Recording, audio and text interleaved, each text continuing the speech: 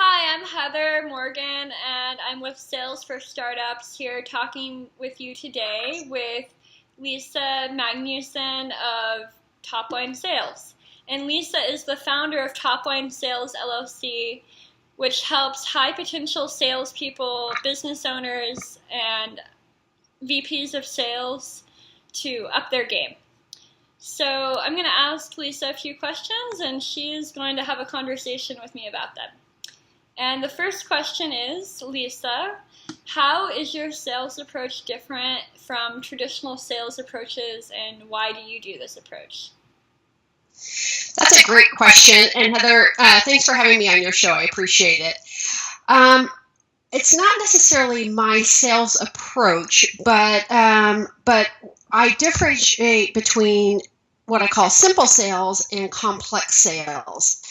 And simple sales might be just, takes place over a short period of time. Maybe there's just a buyer and a seller involved. The risk might not be high. Maybe the dollar amount is sort of medium to low.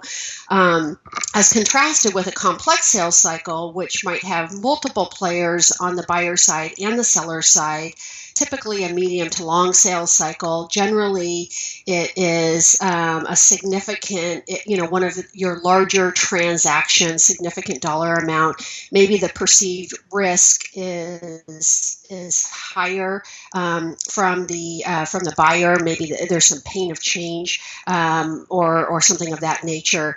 And so when you have what I call that top line account opportunity, in other words, one of your largest opportunities, sometimes referred to as like $1 million deal. And that might be $100,000 for some companies, or it might be $50 million for some companies. But those big deals, when you have those, you do need to approach those differently if you want to win them. And so that is, that's when I usually enter the picture. So, moving forward with this question, I know it's a bit of a complex strategy, but what are some of the first things that you think about when you're approaching these types of deals? Yeah, basically what you want to do when you have one of these top line account opportunities, you want to basically get your game plan together.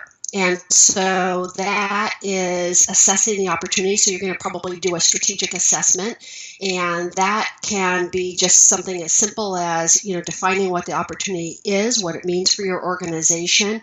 How does your organization line up for that opportunity? In other words, is it, are you in a strong position, a neutral position, a weak position, sort of a strategic assessment. And then once you do that, then you're gonna set your goals. And that might seem obvious. I mean, and it might be like, well, of course, our goal is to win this contract, or maybe it's a current customer and they're poised for expansion.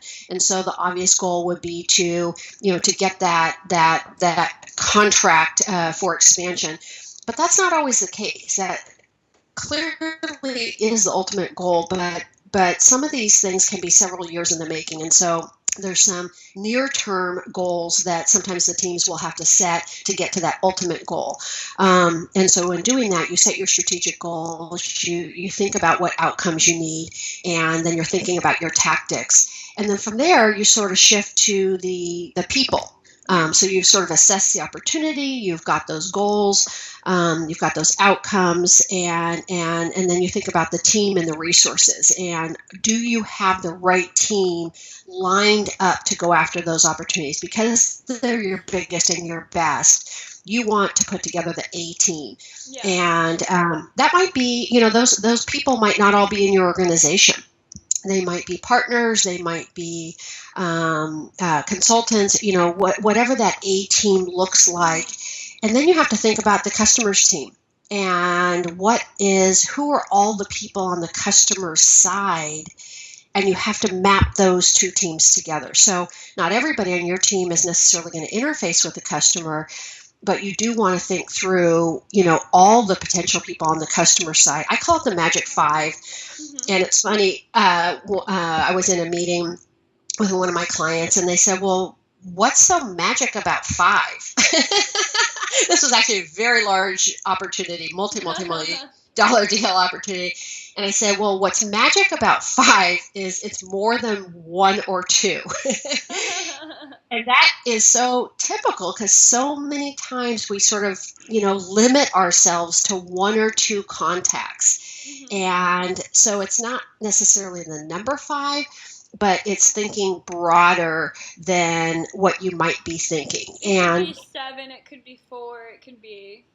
Yeah, absolutely. But for any kind of a large opportunity, there's, you need that internal champion. You need that executive sponsor. You need that day-to-day contact. You need to know who controls the finances. You need to know who's going to perceive your product or solution as the highest value or maybe the highest risk. So you have to think through, who are the people that are going to use it. You have to think through all those different layers and make sure that your team is mapped to the team on the customer side. And sometimes, the same person can play those different roles, but sometimes not. So hence the magic 5. That makes sense. So moving on. So your ebook, that's available on Amazon, The 3 Secrets to Increase Sales with Existing Customers, is a great resource for looking for strategies for upselling existing customers. So what are these 3 things and why are they so effective? Yeah, absolutely. So the 3 secrets, I actually don't disclose the 3 secrets till the end of the book, but we can go right to the 3 secrets now since you asked. But the ebook is about growing business with your existing customers, and it's the notion of one customer at a time. And so maybe these are your largest customers, or that you want to retain and you think you could expand.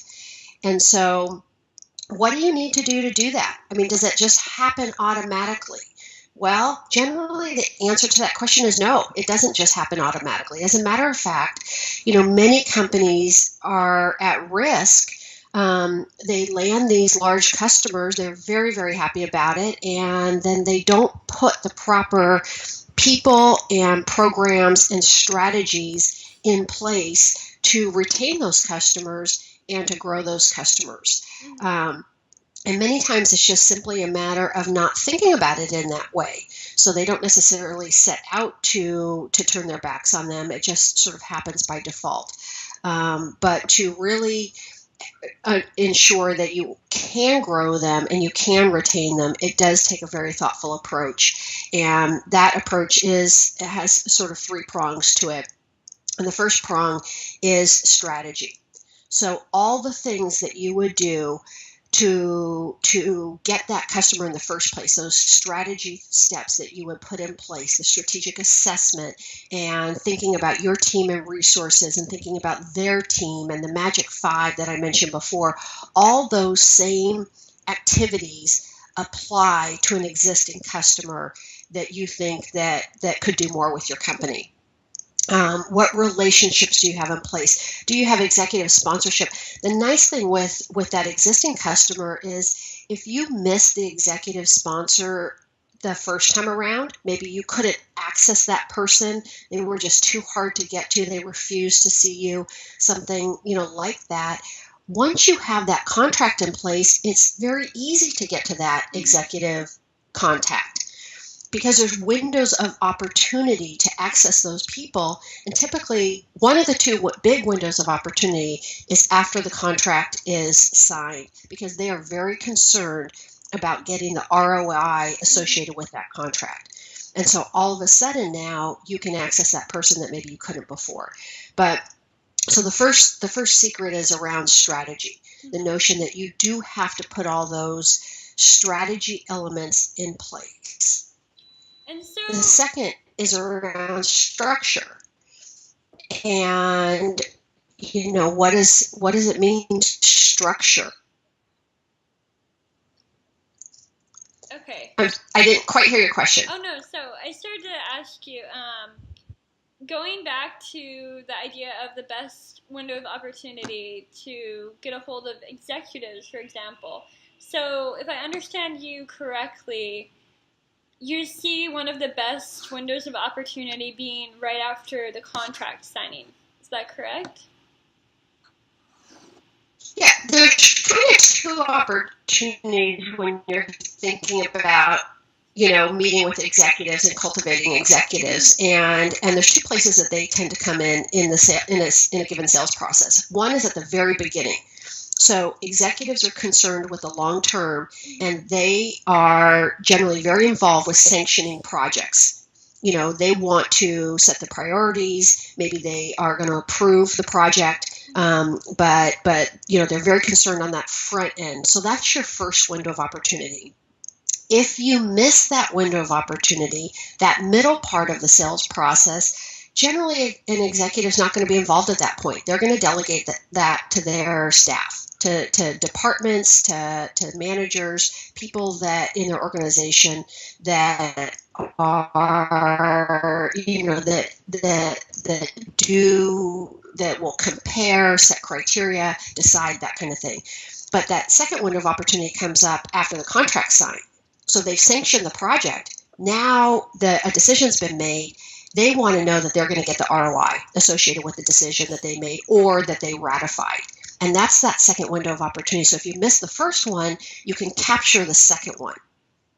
And a lot of people don't think of it that way, and they miss that second opportunity. And that's a shame, because that once you get that opportunity, you can really use that to stay in touch with that executive throughout your whole engagement with them.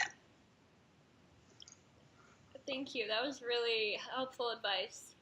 So, to circle back to the second point of the three secrets, I believe the second one was was it strategy or programs. Okay, that's right. Yeah. Yeah. So the first one is the strategy. Okay. The second one is the programs, and or your program for this largest customer, and that's just simply a matter of, what kinds of, what are the interaction points? Does the customer want to have a weekly status meeting? Does the customer want to have annual planning sessions? Does the customer want to have quarterly reviews? What is the structure that is going to serve the customer but also serve your needs as well?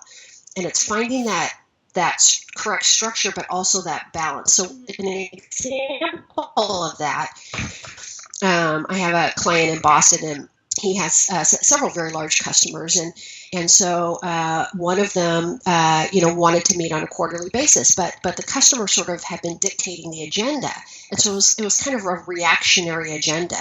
And so what we worked on was incorporating some proactive elements in that agenda every quarter.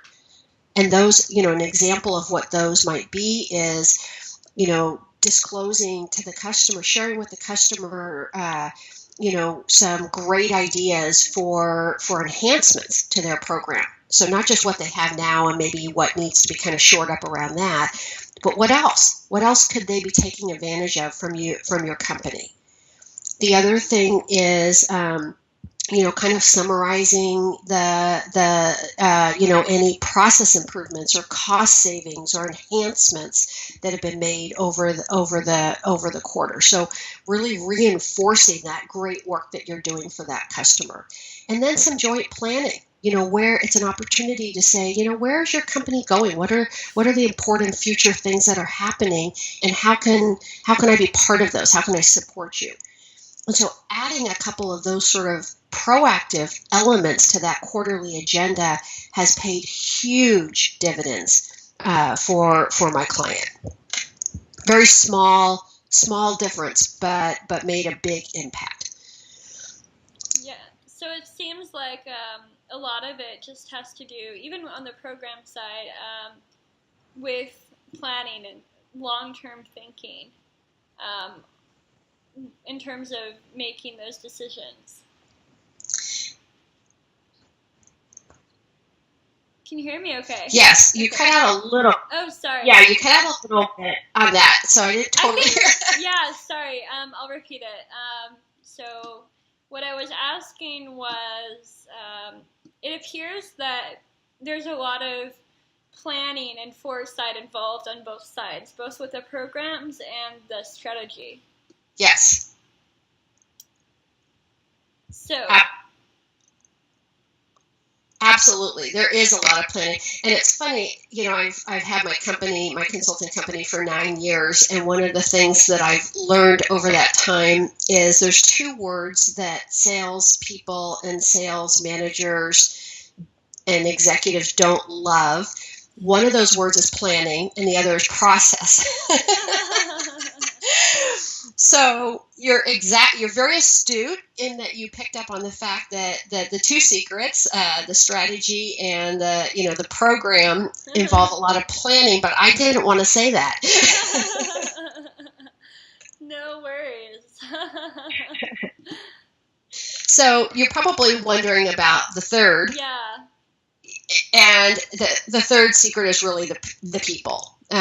So you've got the strategy, the program, and the people, and it's just making sure that you've got those really, really top-notch people assigned to that current customer that you think could do more with your company. And many times organizations, so that might kind of sound obvious, but many times I see organizations move their best people to the next sale. And some organizations, they're structured that way. So they have the people that get the sales, sometimes people call those the hunters, and people that take care of the customer once that sale is secured, and sometimes they're referred to as the farmers. Mm-hmm. But if you're structured that way, you want to make sure that your farmers that are assigned to those biggest and best customers are absolutely top notch, and there is still some coordination with the salespeople or person that was part of that selling team. So just having those dedicated resources assigned to that customer, having the correct program, adding strategy on top of it, and you at that point your percentage of retaining and growing that customer is extraordinarily high. That makes a lot of sense. I think to be really effective with high value accounts, you have to keep some involvement with that original sales guy. And it's natural as humans. We develop a relationship with someone as they're selling us, and we want to keep that relationship somewhat even after we've closed the deal. That's right. So that makes a lot of sense. So I have another question for you. Kind of relates to everything what we've been talking about, but what's another common mistake you see sales executives making, and how can they resolve that? Probably the biggest common mistake that I see as it relates to top-line accounts, those largest deals, those $1 million deals, generically called $1 million deals, that I see is trying to approach them in the same way that they approach all their other sales, not differentiating that this is going to require a lot more time, a lot more people, a lot more focus. It's not, and you won't get to the end zone without that. In other words, if you don't put the right team together, if you don't put the proper amount of time, if you don't put that strategy, I can't even think of a time in my career where somebody has just fallen into, a top line account. Mm-hmm. It just rarely happens. It happens when the salesperson recognizes it as something much bigger, much more potential than the normal, and treat it as such, and recognize it early. Mm-hmm. because, in these kinds of opportunities, they can be very competitive. And so if you can recognize it early, you can get in and form the relationships and put your strategy in place and assess the competition. And you can even put roadblocks in place for the competition to kind of trip them up. Very strategic. Yeah, exactly. And it takes all that to win these. But boy, when you win them, it's really something special. It generally, makes the salesperson's year, if not career, and there's so much stability, for the company. I have a story. One of my clients. Recently kind of went through some hard times. I work with the CEO, and he has two people that sell for him, and one of his sellers left, and the other one got sick within like a 6-month period of time. Well, if he had not applied all the things that we're talking about and landed several of these top line accounts, he would have been in really bad shape. But instead, because he had these great customers and he had these things in place, he was able to get through a really hard time, basically down, his entire sales force. The only person left selling was himself. So they really can make the difference between staying in business and not landing these big customers. So for maybe a startup, like a post Series A or even Series B tech startup, what is some general advice you would give them around planning kind of what it seems to me as strategy and some contingency plans even for sales and for looking at top line accounts? Yeah, that's a great question.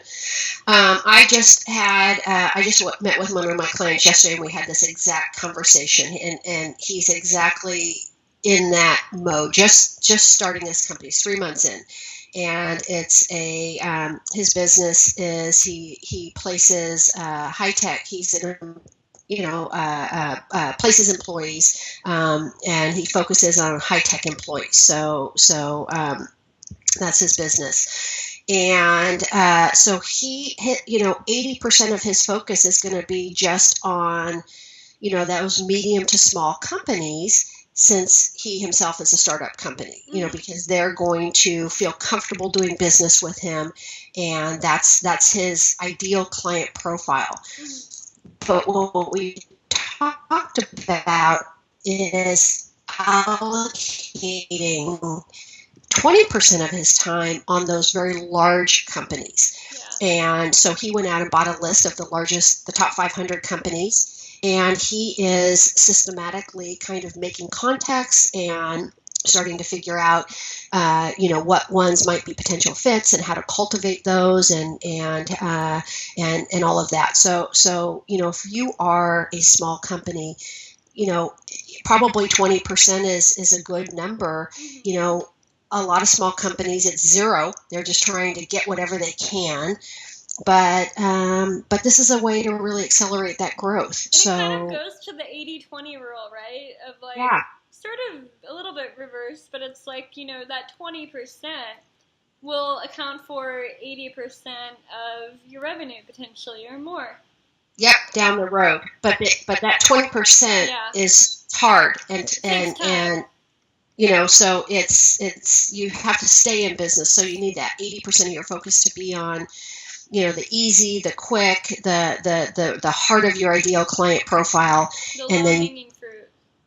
Yeah, absolutely. And then you build for the future with the 20%. That makes a lot of sense. I think that's really good advice for a lot of startups in the tech space, and that's something that I'm sure everyone will like to hear.